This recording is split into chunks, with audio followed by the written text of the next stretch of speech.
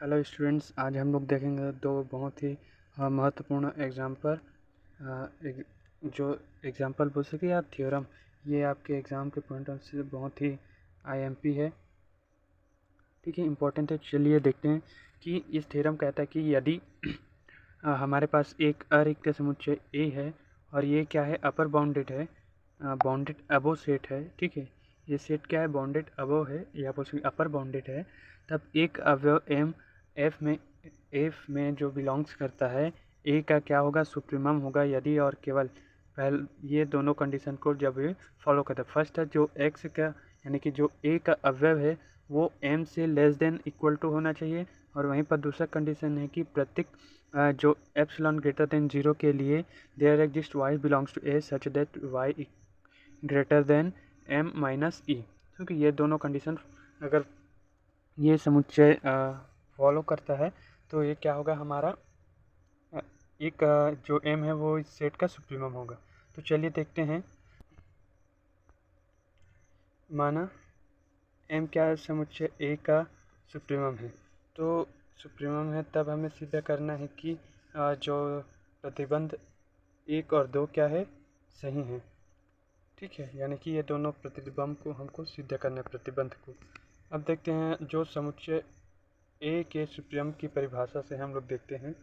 समुच्चय ए के सुप्रीमम से यदि एम क्या है, ए का सुप्रीमम है, तो सुप्रीमम की परिभाषा क्या है कि जितने भी अपर बाउंड है उनमें से सबसे छोटा अपर बाउंड क्या होता है, सुप्रीमम होता है। यानी कि अगर एम ए का सुप्रीमम है तो एम क्या होगा, ए का अपर बाउंड होगा। और अपर बाउंड की डेफिनेशन क्या होता है, ये कि जो अपर बाउंड है वो सेट के प्रत्येक एलिमेंट से या तो बड़ा होना चाहिए या फिर उसके बराबर। तो हमारा पहला कंडीशन फॉलो होता है। उसी प्रकार नेक्स्ट देखते हैं कि माना जो एप्सिलॉन है वो ग्रेटर देन है इक्वल टू, ठीक है, यानी कि पॉजिटिव नंबर। अब हम जो एप्सिलॉन पॉजिटिव, अब एम में हम लोग जो एप्सिलॉन कम करेंगे, ठीक है, एम में जब एप्सिलॉन घटाएंगे तो जो एम होगा वो एप्सिलॉन से क्या होगा, ग्रेटर देन होगा। यानी कि यहाँ पर आप एम को 5 एज्यूम करिए और जो एप्सिलॉन है उसको 3 एज्यूम करिए। तो अब जब हम 5 में 3 माइनस करेंगे तो 2 आएगा, जो किससे छोटा होगा, 5 से। उसी प्रकार यही है, ठीक है, जो m माइनस एप्सिलॉन है वो किससे, m से छोटा होगा। चूँकि m माइनस एप्सिलॉन a का सुप्रीमम नहीं है, ठीक है, तो सुप्रीमम नहीं है इसलिए आज y जो सुप्रीमम नहीं है, अतः जो y है, इसलिए there exist y, x m में एक ऐसा y बिलोंग्स करेगा जो क्या होगा, m माइनस ए से क्या होगा, ग्रेटर देन होगा, वही क्या होगा, इसका सुप्रीमम होगा, ठीक है। तो यहाँ पर y क्या है, m है, ठीक है, यहाँ पर y क्या है, m है। ये आपको कंडीशन के लिए उसको लिखना था, ठीक है। तो ये हो गया हमारा दोनों कंडीशन फॉलो, ठीक है, ये हो गया। अतः ये दोनों कंडीशन फॉलो होता है, इसलिए क्या, ये सही है। अब देखते हैं इसके विलोम लेके चलते हैं कि अगर जो हमारा जो समुच्चय ए ये दोनों प्रतिबंध को संतुष्ट करता है, तब हम सिद्ध करेंगे कि कैपिटल एम समुच्चय ए का सुप्रीमम है। तो हम माना देयर एग्जिस्ट एफ में एक ऐसा अवयव है एफ, माना हम m there exist m dash, जो किसका अवयव है, एफ का। इस प्रकार है कि जो एम डैश है वो एम से क्या है, छोटा है। अब जब बड़ी संख्या, अब जो m है उनमें से माइनस m डैश करेंगे तो क्या होगा, 0 से बड़ा होगा, ठीक है। उदाहरण के लिए आप ले सकते हैं कि जो m है वो 5 है, ठीक है, और जो m डैश है वो क्या है, 2 है, ठीक है। अभी ये क्या है, अब इसको 5 माइनस 2 करेंगे तो क्या होगा, 0 से बड़ा ही होगा, ठीक है, वही है।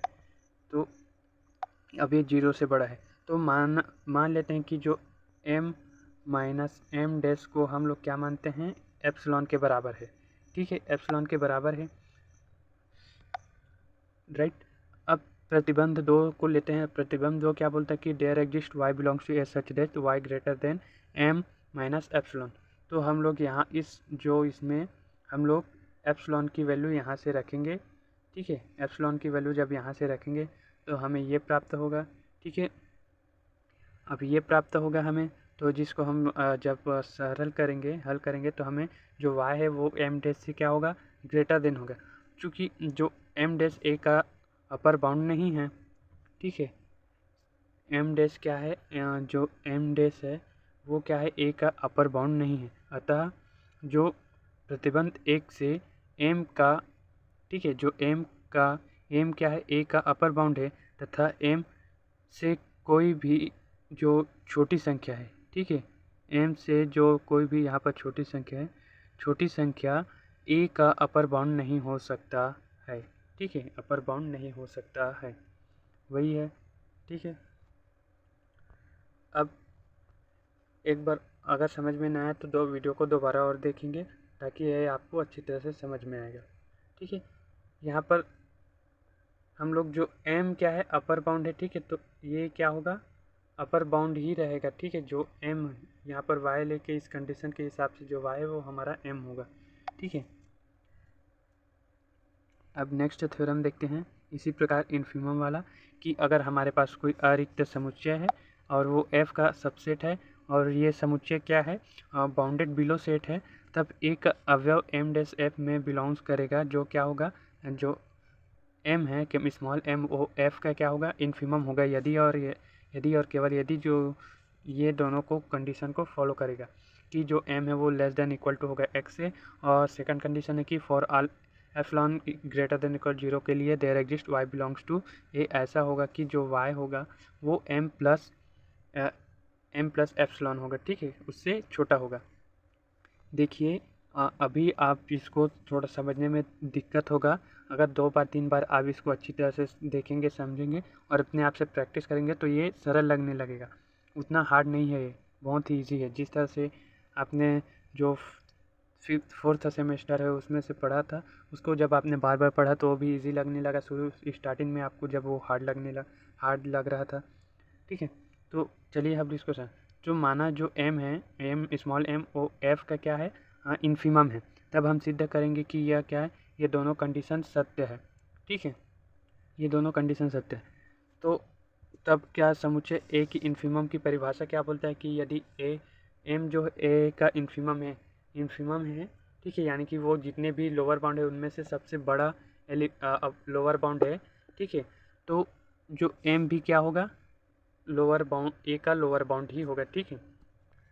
लोअर बाउंड को जो सबसे छोटा लोअर बाउंड होता है उसे हम लोग क्या बोलते हैं, इन्फिमम। इसका मतलब है कि जो m है वो क्या है, a का इन्फिमम है, ठीक है। अगर इन्फिमम है तो इन्फिमम की परिभाषा क्या हो, यानी कि लोअर बाउंड की परिभाषा क्या होती है, कि जो जितने सेट के प्रत्येक अवयव से क्या होता है, वो लेस देन इक्वल टू होता है, ठीक है। तो हमारा पहला कंडीशन ये इसमें प्रूफ होता है। अब सेकंड कंडीशन लेकर चलते हैं कि जो एप्सिलॉन है वो ग्रेटर देन इक्वल टू 0 है, ठीक है, ग्रेटर देन इक्वल टू 0 है। इसलिए जब हम m में m प्लस एप्सिलॉन करेंगे तो जो m प्लस एप्सिलॉन है वो m से बड़ा होगा, ठीक है। चूँकि हमारा क्या है, जो m है वो क्या है, इन्फिमम है। इसका मतलब ये है कि जो m प्लस a है, कि हमने यहाँ पर माना था कि जो हमारा m है वो इन्फिमम है। इसका मतलब ये है कि जो m प्लस है वो a का इन्फिमम नहीं हो सकता है। अतः there exist y belongs to a, ऐसा कि जो y less than plus m, और यहाँ पर जो हमारा y क्या है, हमने जो इन्फिमम माना था m वही हमारा y है, ठीक है। तो प्रतिबंध दूसरा भी सत्य होता है। अब हम विलोम लेके चलते हैं कि यदि जो हमारा समुच्चय a के लिए अगर ये दोनों प्रतिबंध सत्य है तो हम सिद्ध करेंगे कि जो स्मॉल m है, ये स्मॉल m है, ठीक है, ये स्मॉल। अब यहाँ पर हम विलोम लेकर चलते हैं कि जो माना विलोम लेकर चलते कि ये हमारा जो समुच्चय के लिए दोनों प्रतिबंध क्या है, सत्य है, तब हम सिद्ध करेंगे कि जो हमारा स्मॉल m है, ये स्मॉल m है, ठीक है। स्मॉल m समुच्चय a का इन्फिमम है, ठीक है। मान लेते हैं कि there exist m dash belongs to f such that m dash less than equal to m, small m, ठीक है। ये स्मॉल m है, प्रिंटिंग मिस्टेक है, ये स्मॉल m है, याद रखना, ठीक है, स्मॉल m। तो जब हम कोई भी बड़ी संख्या में छोटी संख्या घटाते हैं तो हमेशा उसकी वैल्यू क्या होता है, 0 से बड़ा प्राप्त होता है। तो माना जो ये इतने की value small m dash minus small m की वैल्यू क्या है, किसके बराबर है, एप्सिलॉन के बराबर है। तो द्वितीय प्रतिबंध से हम लोग देखते हैं कि there exist y belong to such that y less than m plus epsilon, ठीक है, लेस देन एप्सिलॉन। अब इसमें जब हम वैल्यू रखेंगे, ठीक है, वैल्यू रखेंगे तो और इसको सॉल्व करेंगे तो जो हमें y less than equal to m dash प्राप्त होगा। इसका मतलब है कि जो m है, m डैश समुच्चय A का लोअर बाउंड नहीं है, ठीक है। अब लोअर बाउंड नहीं, अतः प्रतिबंब A से m स्मॉल m है, ठीक है। स्मॉल m समुच्चय A का लोअर बाउंड नहीं है तथा m से बड़ी कोई भी जो संख्या है, ठीक है, यानी कि जो m डैश यहाँ पर लिख लेना आप लोग, कोई भी बड़ी संख्या है, ठीक है, m डैश समुच्चय A का लोअर बाउंड नहीं होगा, अतः स्मॉल m है, ठीक है, स्मॉल m समुच्चय A का इन्फिमम है। तो इस प्रकार से आप सभी क्वेश्चन को अच्छी तरह से 2 बार 3 बार प्रैक्टिस करेंगे तो ये अच्छी तरह से आपको याद हो जाएगा।